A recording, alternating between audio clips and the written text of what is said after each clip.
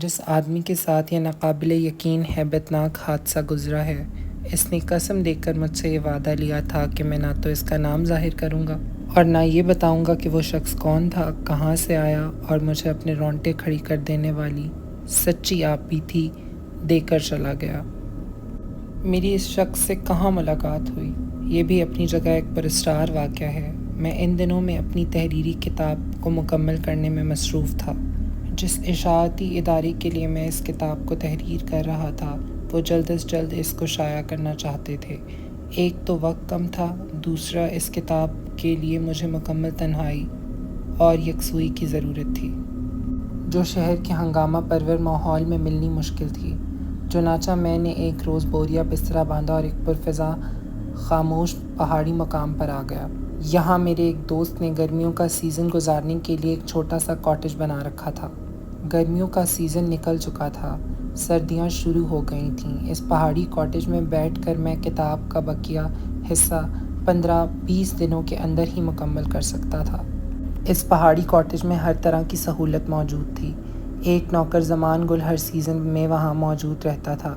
جس روز میں اس پہاڑی کاٹیج میں پہنچا، میرے دوست کا ملازم زمان گل وہاں پر موجود تھا۔ یخ بستہ ہوائیں چل رہی تھیں۔ زمان گل نے بتایا 2-1 دن میں برف گرنا شروع ہو جائے گی۔ کاٹیج کے چھوٹے سے ڈرائنگ روم میں نے کھڑکی کے پاس پلنگ بچھوا کر اپنا بستر لگوایا۔ آتش دان میں لکڑیاں جلائیں، پانی گرم کروا کر منہ ہاتھ دھویا۔ زمان گل میرے لیے کافی بنا کر لے آیا۔ بڑا سمجھدار نوجوان ملازم تھا۔ گرمیوں کے سیزن میں میرے دوست کی فیملی کے لیے یہی کھانا وغیرہ بھی پکاتا تھا۔ میں نے اسے پیسے دے کر ضروری سامان منگوا لیا تھا اور اسے بتا دیا تھا کہ میں سادہ غذا پسند کرتا ہوں اور صبح کو صرف ناشتے پر چائے پیتا ہوں۔ میں شام ہونے سے ذرا پہلے پہاڑی کاٹیج پر پہنچا تھا۔ چائے پی کر میں نے گرم کپڑے پہن کر اوپر سے لمبا اوور کوٹ پہنا اور ہاتھ میں چھڑی لے کر ایک پہاڑی پگڈنڈی کی سیر کو نکل گیا۔ سرد ہوا چل رہی تھی اور درختوں سے خشک پتے گر رہے تھے۔ شہر کے شور و غل کے ماحول سے ایک دم پہاڑی خاموش فضاؤں میں آ کر مجھے ایک دم تنہائی کا شدید احساس ہونے لگا تھا، لیکن یہ تنہائی میرے کام کے لیے بڑی ضروری تھی۔ مجھے اپنی کتاب مکمل کرنے کے لیے اسی ماحول کی ضرورت تھی۔ کاٹیج کے پاس کا علاقہ ویران ویران سا تھا۔ آگے جا کر نشیب میں کوٹھیاں اور کاٹیج تھے جو سردیوں کے موسم کی وجہ سے ویران پڑے تھے۔ میرے جوتوں کے نیچے آ کے چرچراتے ہوئے سوکھے پتوں کی آواز، بے برق و بار درختوں کی شاخوں سے گرتی سرد ہوا کی آواز کے ساتھ مل کر ماحول کو اور زیادہ سوگوار بنا رہی تھی۔ اس سے پہلے میں یورپ کے 1-2 شہر میں برف باری میں سردیوں کا موسم گزار چکا تھا، لیکن اپنے وطن کے کسی پہاڑی مقام پر سردیوں کا موسم گزارنے کا مجھے پہلی بار اتفاق ہو رہا تھا۔ پہاڑی علاقے میں کچھ دور تک سیر کرنے کے بعد میں واپس آیا تو کمرے کے آتش دان میں آگ خوب روشن تھی۔ باہر سخت سردی تھی، اس کے مقابلے میں ڈرائنگ روم خوب گرم تھا۔ زمان میرے لیے کافی بنا کر لے آیا۔ کافی پی کر میں میز پر بیٹھ کر اپنے کام میں مصروف ہو گیا۔ رات 8 بجے تک کتاب لکھنے میں مصروف رہا۔ اس کے بعد کھانا کھایا اور بستر میں لپٹ کر کروٹ لے کر اپنا ایک ناول پڑھنے لگا۔ کمرے کو خوب گرم کرنے کے بعد آتش دان میں آگ مدھم پڑ گئی۔ اتنے میں ملازم زمان گل آ گیا۔ کہنے لگا، صاحب کسی چیز کی ضرورت ہو تو بتا دیجیے، میں اپنی کوٹھری میں سونے جا رہا ہوں۔ میں نے کہا فی الحال کسی چیز کی ضرورت نہیں، باقی صبح کو 8 بجے ناشتہ کرتا ہوں۔ زمان بولا، فکر نہ کریں صاحب، 8 بجے آپ کو ناشتہ تیار ملے گا۔ آپ ناشتے میں کیا چیز پسند کریں گے؟ میں نے اسے بتایا کہ میں 1 انڈا فرائی اور 2 خشک ٹوسٹ زیادہ پسند کرتا ہوں۔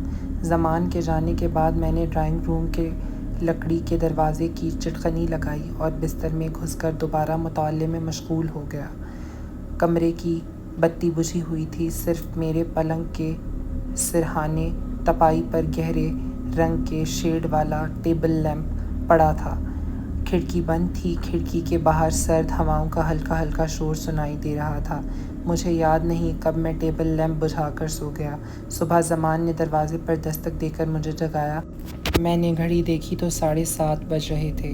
منہ ہاتھ دھو کر ناشتہ کیا اور کتاب لکھنے میں مصروف ہو گیا۔ دوپہر کو کھانا کھا کر تھوڑی دیر کے لیے آرام کیا اور اس کے بعد شام 7 بجے تک اپنا کام کرتا رہا۔ شام کے وقت گہرے سرمئی رنگ کے بادل چھانے لگے تھے، ہوا بھی تیز ہو گئی تھی۔ زمان گل کہنے لگا، صاحب لگتا ہے آج رات برف گرے گی۔ اس کا اندازہ بالکل درست تھا۔ رات کو میں سو گیا، صبح اٹھا تو باہر برف گری ہوئی تھی۔ برف کے سفید سفید گالے پھولوں کی پنکھڑیوں کی طرح سرد ہواؤں کے ساتھ اڑ رہے تھے۔ میں اوور کوٹ پہن کر گلگت کی سفید گرم ٹوپی کو پہن کر چہل قدمی کرنے نکل گیا۔ مجھے شروع سے ہی گرتی برف میں سیر کرنا اچھا لگتا تھا۔ یورپ میں تھا تو وہاں جب بھی پہلی برف باری ہوتی تھی تو میں سیر کرنے نکل پڑتا تھا۔ تو یہ تو اپنا وطن پاکستان تھا۔ اپنے وطن کی ہواؤں کی خوشبوئیں کچھ اور ہی تھیں۔ اس کی برف باری میں پہلی بار دیکھ رہا تھا۔ یورپ کی فضا آلودہ ہوتی ہے، مگر پاکستان کی پہاڑی فضا اس کے مقابلے میں بہت شفاف اور پاک صاف تھی۔ کچھ دور تک برف باری میں چہل قدمی کرنے کے بعد میں کاٹیج میں واپس آ گیا۔ اس روز دوپہر تک برف باری ہوتی رہی۔ درخت، پہاڑی راستے اور کاٹیج کی چھت سفید برف سے ڈھک گئی تھی۔ شام تک میں اپنے کام میں لگا رہا، باہر نکلنے کی ضرورت ہی نہیں تھی۔ رات کو کھانا کھا کر پھر لکھنے لگا۔ میں کتاب کو جلدی ختم کرنا چاہتا تھا۔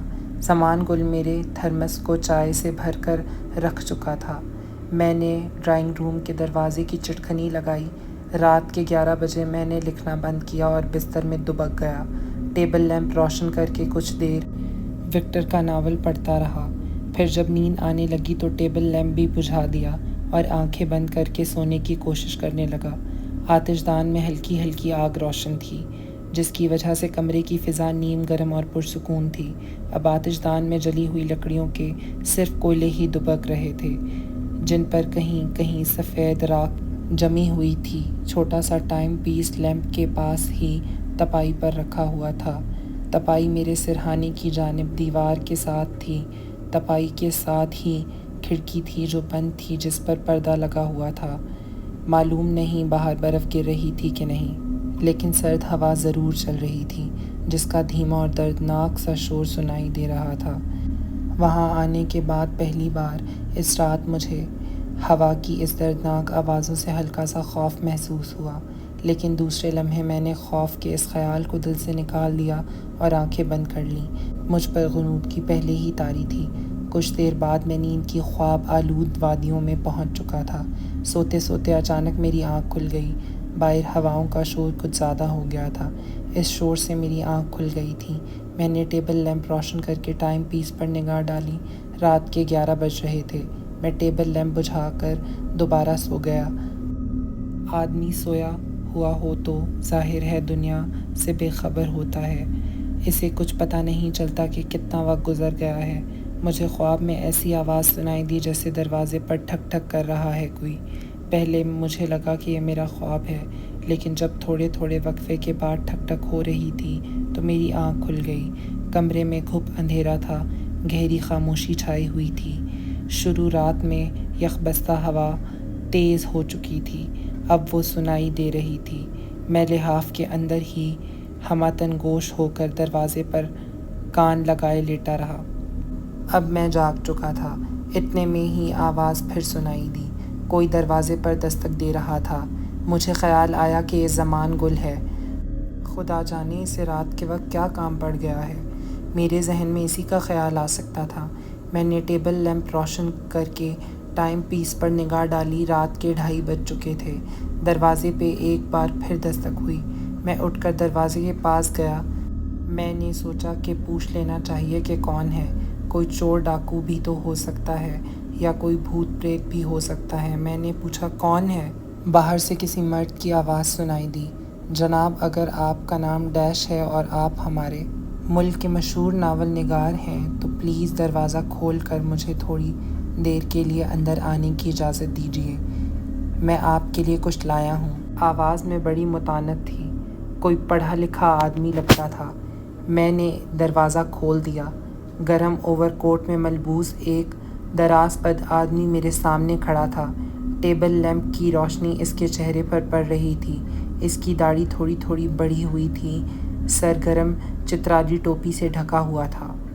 عمر بھی کوئی 40 کے قریب ہوگی۔ شکل یہ ہے کہ آدمی پڑھا لکھا اور ذہین لگتا ہے۔ اگلی ایپیسوڈ کے لیے منتظر رہیے، تب تک کے لیے میرے چینل کو لائک، شیئر اور سبسکرائب کر دیں۔ شکریہ۔